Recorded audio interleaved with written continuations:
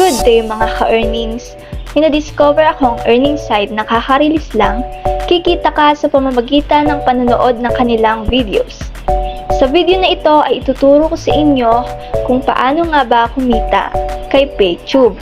So first, syempre kinakailangan nating mag-create ng account.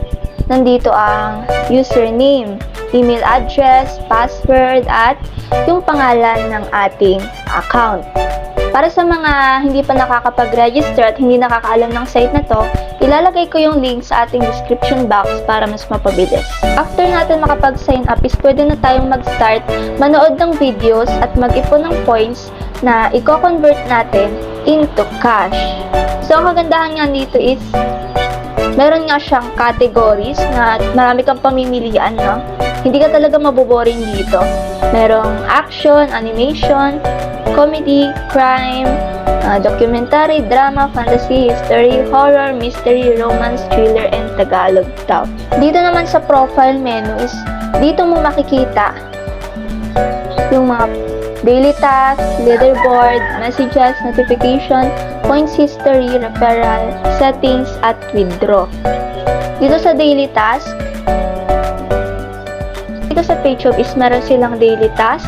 Daily login is 10 points, watch video 10 points, referral is 20 points, profile photo and cover photo is 5 points. Kung gusto mo nga na mas mapadali yung kita mo is pwede kang mag-invite ng mag-invite. 20 points yun per invite. So yun nga mga ka-earnings, dito sa points history, dito natin makikita kung ilang points na ba yung naipon natin sa panonood at pag-i-invite.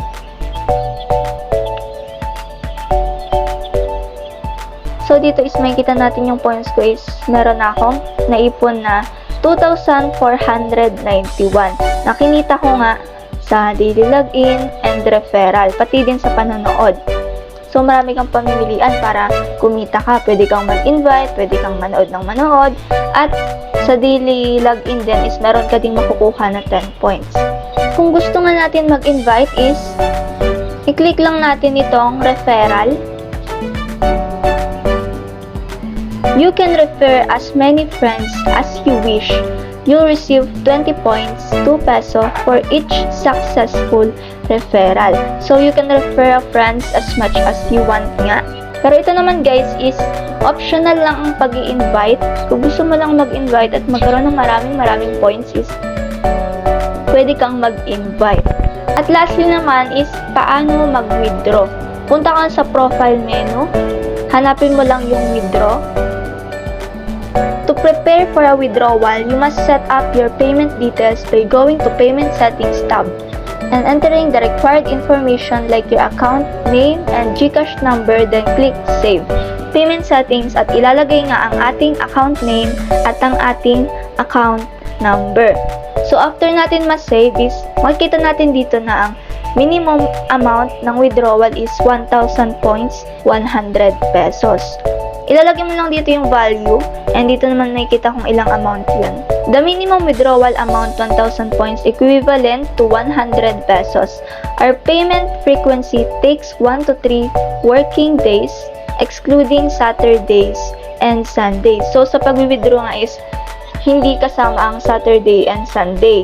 So aabutin nga ng 1 to 3 working days bago ka makapag-withdraw o bago ma-approve yung iyong withdrawal request. At dito naman, kung gusto mong i-download itong app is i-click mo lang siya. Hindi siya guys Play Store. Sa Chrome lang siya i-download. Click mo lang yung download app na yan. Then, ayun, pipili ka lang kung Android or iOS. So guys, napakadali nga lang kumita dito kay PayTube kasi napakadaming pamimilian. Hindi ka talaga maboboring. Para ka lang nanonood ng YouTube guys. Hindi ka talaga maboboring sa panonood. Meron silang TV series. Latest videos nga is ito, documentary, The Seat of the Future, Killer Bride. Sa action naman guys is meron silang Sangre. Sa comedies may School Hunk, documentary, drama, horror, romance, at marami pang iba. Para nga guys, mabilis kayong kumita is manood lang kayo ng manood ng mga videos hanggang makaipon kayo ng maraming points na i-convert natin into cash. Yun lang guys, at kung hindi ka pa nakasubscribe ay mag-subscribe ka na para updated ka sa mga bago nating videos. Bye!